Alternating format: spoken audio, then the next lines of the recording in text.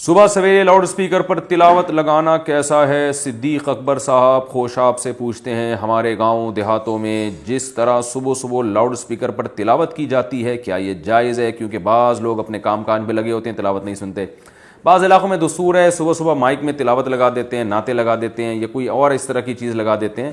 بھائی ہم اس کو درست نہیں سمجھتے، لوگوں کے آرام میں خلل واقع ہوتا ہے۔ بہت سے لوگوں کو اس سے تکلیف ہوتی ہے لیکن وہ کہہ نہیں پاتے کہ مسجد کے امام صاحب سے کہیں گے تو کوئی فتویٰ نہ لگ جائے ہمارے اوپر کہ قرآن سننے سے لوگوں کو روک رہے ہیں۔ تو جس نے قرآن پڑھنا ہے وہ پڑھے، یا جس نے سننا ہے وہ مسجد میں جا کے سنے یا خود قاری کو بلا کے اس سے تلاوت سنے۔ لوگوں پر زبردستی کوئی چیز مسلط کرنا یہ ٹھیک نہیں ہے۔ قرض دے کر کرایہ وصول کرنے کا حکم۔ سعد اللہ صدیقی صاحب انڈیا سے پوچھتے ہیں، ہمارے محلے کا ایک شخص اپنے مکان کی دوسری منزل تعمیر کر رہا ہے، اس کے پاس اس کی رقم نہیں ہے تو میں اسے قرض دے رہا ہوں، شرط یہ رکھ رہا ہوں کہ 1 سال بعد جو وہ رقم دے گا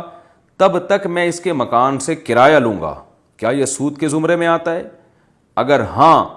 تو پھر اس کی جائز صورت کیا؟ بھائی جان 100% سود کے زمرے میں آتا ہے سعد اللہ صدیقی صاحب، کیونکہ آپ قرض دے کر پہلے سے ایک مشروط نفع ہے جو آپ اس سے اٹھا رہے ہیں، اور وہ نفع کیا ہے کہ میں اس سے مکان کا کرایہ لوں گا جب تک یہ رقم واپس نہیں کرے گا، تو رقم بھی واپس کرے گا اور ایک کرایہ آپ کا فری پھوکٹ میں ہو گیا، تو یہ تو ناجائز حرام ہے۔ اس کی جائز صورت یہ ہو سکتی ہے کہ وہ جو اوپر والی منزل میں تعمیر کر رہا ہے نا مکان، تو وہ تعمیر آپ کے لیے کرے، یعنی وہ ملکیت آپ کی ہو۔ جب وہ آپ کی ملکیت میں مکان آ جائے گا، آپ اس کے مکمل مالک بن جائیں گے، تو پھر آپ ایک نیا ایگریمنٹ کریں کہ اب یہ مکان میں تمہیں قسطوں پہ اتنا مہنگا کر کے بیچ رہا ہوں۔ مثال کے طور پر آپ نے اس کو 10 لاکھ روپے قرض دیا تو قرض نہ دیں، بلکہ آپ اسے کہیں یہ 10 لاکھ میں مکان میرے لیے بناؤ، ٹھیک ہے نا؟ جب آپ کے لیے مکان بن جائے گا پھر آپ اس سے کہیں کہ میں یہ مکان اب تمہیں 15 لاکھ میں یا 12 لاکھ میں، جو بھی پروفٹ آپ رکھنا چاہتے ہیں آپس کی انڈرسٹینڈنگ سے، تو میں یہ اتنے لاکھ میں آپ کو قسطوں پہ بیچ رہا ہوں۔ تو اس طرح سے یہ معاملہ جائز ہے، اور بھی کئی صورتیں ہیں جواز کی، تو یہ ایک بالکل بے غبار آسان صورت ہے۔ اور بھی صورتیں ہیں، ایک صورت یہ بھی ہو سکتی ہے کہ کچھ پیسہ وہ لگا لے، زیادہ تر پیسہ آپ لگا لیں، تو شرکت ہو جائے گی۔ تو جب شرکت ہو جائے گی، مثال کے طور پر 20% پیسہ وہ لگا لے، 80% آپ لگا لیں، مکان دونوں کا ہو جائے گا، 20% اس کا، 80% آپ کا۔ پھر آپ کا جو 80% مکان ہے وہ آپ اسے قسطوں پہ بیچ دیں مہنگا کر کے،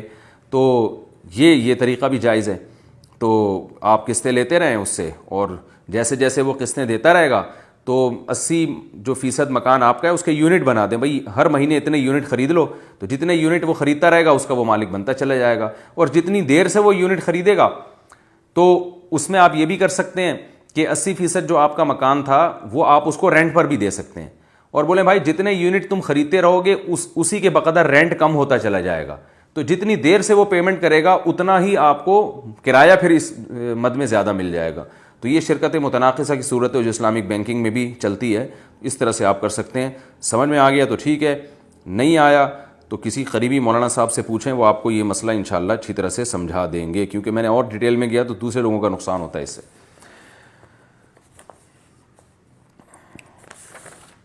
کیا مسجد دور ہو تو جمعہ چھوڑ سکتے ہیں؟ ندیم صاحب انڈیا سے، میں اپنے گاؤں سے 150 کلومیٹر دور ایک گاؤں میں کالج میں پڑھتا ہوں، وہاں پر مسجد نہیں ہے، میں 5 وقت کی نماز اپنی مسجد میں پڑھ لیتا ہوں، مگر جمعے کا مسئلہ ہے، یہاں سے 14 کلومیٹر مسجد دور ہے اور جمعے کے دن کالج کی مصروفیات بھی ہوتی ہیں، اس سلسلے میں مجھے کیا کرنا چاہیے؟ میں نے سنا ہے کہ 3 جمعے چھوڑنے سے آدمی کافر ہو جاتا ہے۔ بھائی اگر آپ کسی شہر میں ہو اور اس شہر کے اندر مسجد موجود ہے تو آپ پر جمعے کی نماز واجب ہے، بہت کبیرہ گناہ ہے جمعے کی نماز چھوڑنا۔ لیکن اگر آپ کسی گاؤں میں، اور واقعی وہ گاؤں ہو، نام کا گاؤں نہ ہو بلکہ وہ جس کو عرف میں گاؤں کہا جاتا ہے ویسے ہی گاؤں ہو، یعنی شہر کی جو پوری سہولتیں ہوتی ہیں، جو شہر عرف میں جس آبادی کو شہر کہا جاتا ہے ایسی آبادی نہ ہو وہ، تو پھر گاؤں میں جمعے کی نماز نہیں ہوتی، کیونکہ رسول اللہ صلی اللہ علیہ وسلم کے دور میں کہیں بھی ثابت نہیں ہے کہ کسی گاؤں میں کسی صحابی نے جمعہ پڑھایا ہو، بلکہ گاؤں سے لوگ باقاعدہ مدینہ منورہ جمعہ پڑھنے کے لیے آیا کرتے تھے، تو گاؤں کے، اور وہ بھی باریاں لگاتے تھے، ینتابونہ کے الفاظ ہیں صحیح حدیث میں کہ باریاں لگا کے آتے تھے، تو اگر گاؤں کے لوگوں پر جمعہ واجب ہوتا تو وہ باریاں لگا کے نہ آتے بلکہ ہر جمعے میں حاضر ہوتے۔ تو اس لیے اگر آپ گاؤں میں پڑھ رہے ہیں، وہاں کوئی کالج ہے اور واقعی گاؤں ہو، میں نے بتایا کالج سے تو لگ رہا ہے کہ گاؤں نہیں ہوگا، شاید شہر ہی ہوگا یہ، لیکن چھوٹا قصبہ ہونے کی وجہ سے یا چھوٹا شہر ہونے کی وجہ سے اس کو گاؤں بھی بعض دفعہ کہہ دیا جاتا ہے۔ تو بہرحال اگر واقعی یہ گاؤں ہے، وہاں کے علاقے کے علماء کو سروے کروا کے یا معلومات دے کے یا استفتاء کر کے پوچھ لیں کہ اس آبادی کو گاؤں کہا جائے گا یا شہر کہا جائے گا۔ اگر گاؤں کہا جائے گا تو پھر وہاں جمعہ پڑھنا جائز ہی نہیں ہے آپ کے لیے، اور نہ آپ کے لیے شہر جا کے جمعے کی نماز میں شرکت کرنا لازم ہے، کیونکہ گاؤں اور دیہاتوں کے لوگوں پر نہ جمعے کی نماز واجب ہے اور نہ عید کی نماز واجب ہے۔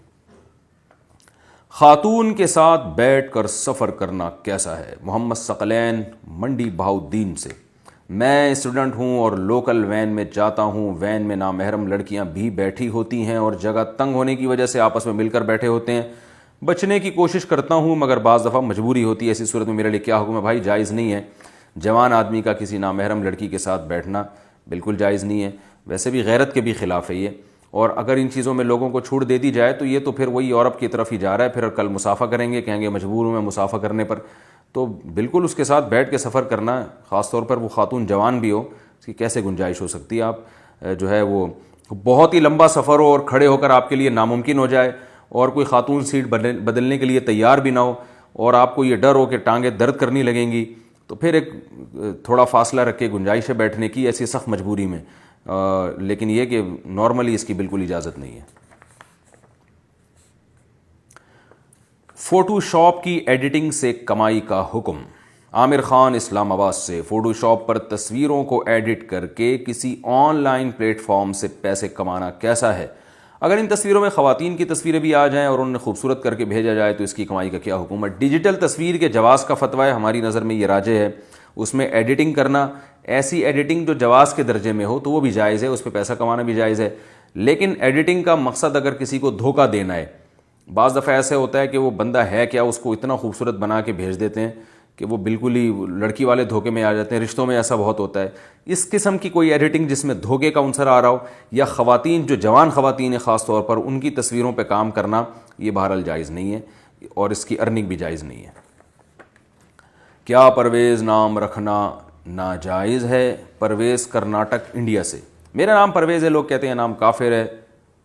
جس نے آپ صلی اللہ علیہ وسلم کے خط مبارک کو پھاڑا تھا، یہ نام کافر کا ہے، اس بارے میں رہنمائی فرمائیں، کیا یہ نام بدل دینا چاہیے؟ میں نے کہیں علماء سے نہیں سنا کہ پرویز نام رکھنا جائز نہیں ہے، تو جب تک کوئی واضح علماء کی طرف سے ایسا فتویٰ نہیں آتا، اگر یہ ناجائز ہوتا تو یقیناً علماء نے کتابوں میں لکھا ہوتا، فتاویٰ کی کتابوں میں موجود ہوتا، تو بہت سے لوگوں کا نام پرویز ہے، تو اس میں کوئی حرج نہیں ہے۔ کیا سامان گروی لے کر ماہانہ تنخواہ مانگ سکتے ہیں؟ صحابہ کرام سامان گروی رکھ کر جو قرض لیا کرتے تھے، ان کے درمیان کیا معاملات طے ہوتے تھے؟ اگر میں نے کسی کے پاس کچھ سامان گروی رکھوا کر 10,000 قرض لیا اور وہ 100 روپے ماہانہ اپنی تنخواہ مانگتا ہے، تو کیا یہ تنخواہ لینا جائز ہوگا یا نہیں؟ اس کے بارے میں شریح وضاحت فرما دیں۔ محمد دانش سہارنپور۔ صحابہ کرام جو سامان رکھ کے گروی رکھ کے قرضہ لیتے تھے نا، تو اس سامان کو رہن کہا جاتا ہے، جس کو اردو میں گروی کہتے ہیں۔ اس کا حکم یہ ہوتا ہے کہ بھائی یہ اس بات کی ضمانت ہوتی ہے کہ ہم آپ کے پیسے لے کے بھاگیں گے نہیں، پیسے ہم ٹائم پہ ادا کر دیں گے، یعنی اگر ادا نہیں کیے تو پھر یہ ہمارا سامان بیچ کے تم اپنی قیمت وصول کر لینا۔ تو اس میں شرعی حکم یہ ہے کہ رہن کو استعمال نہیں کیا جا سکتا، یعنی میں نے اگر کسی سے قرضہ لیا اور اس کو کوئی زمین دے دی، مکان دے دیا، تو بس وہ ویسے ہی بطور امانت کے ہوگا، اس کو یہ شرط کہ وہ اس کو پھر رہے گا بھی، تو یہ پھر قرضے پر نفع ہو جائے گا، کیونکہ میں نے قرضہ لیا اور اس کو پروفٹ دے رہا ہوں، میں اس پہ رہنے کی سہولت دے رہا ہوں، تو اس لیے رہن سے انتفاع نہیں کیا جا سکتا۔ تو اگر وہ انتفاع مشروط ہے تو یہ جائز نہیں ہے۔ باقی آپ نے جو کہا ہے یہ میں نے بہت غور کیا، پتہ ہی نہیں چل رہا آپ پوچھ کیا رہے ہیں، کہ وہ 100 روپے، یعنی میں نے کسی کے پاس سامان گروی رکھوایا، تو بھائی جب آپ نے گروی رکھوایا تو آپ نے اس سے قرضہ لیا نا 10,000، یہ کہنے میں نے قرضہ لیا، اور وہ 100 روپے اپنی تنخواہ مانگتا ہے، کس چیز کی تنخواہ مانگتا ہے، کیا کر رہا ہے وہ؟ یہ ساڑی عقلچ نہیں آ رہا، تو آپ ذرا یہ سوال دوبارہ ریپیٹ کر دیں گے تاکہ ساڑی عقلچ یہ سوال آ جائے، تاکہ پھر جواب بھی آپ کی عقلچ آ جائے گا انشاءاللہ۔